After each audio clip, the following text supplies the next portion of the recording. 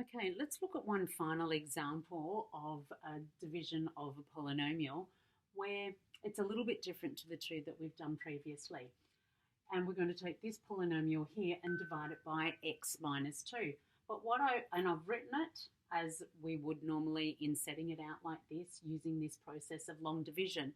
But you'll notice I've put a 0 in here because what we want to make sure is that as we have been, we work vertically and we keep all our terms underneath each other, but we need to account for every term in the polynomial from the highest power down to the constant. And you'll notice we've got a term to the power of 4, a term to the power of 3. There is no term with the coefficient of x squared, so we're going to put a 0 in place there so that we account for that in our working. And then we'll go through the process as we have previously.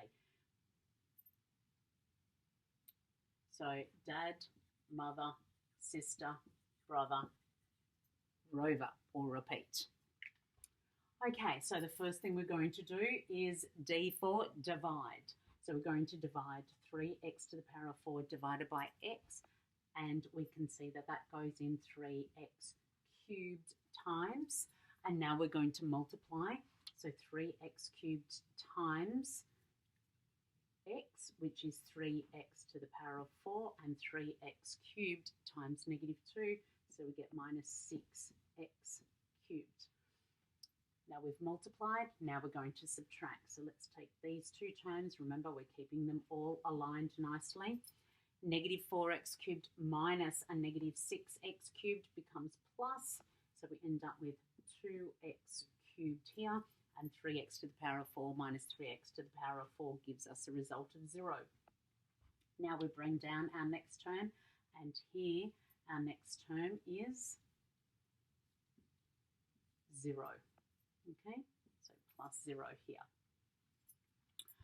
And bring down the term and then repeat the process. So we go back to the top and we divide.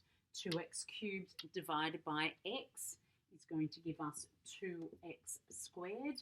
And now we're going to multiply 2x squared times this divisor. So 2x squared times x is 2x cubed, and then minus 4x squared. And now it's important when we go to our next step. So we've multiplied, now we're going to subtract, and we again work vertically. 0 minus negative 4x squared gives us positive 4x squared, and then 2x cubed minus 2x cubed is 0. Okay, so now we've subtracted. Then we're going to, our next step is bring down. And we're going to bring down this positive 4x here. Okay, and after we bring down, then we repeat the process.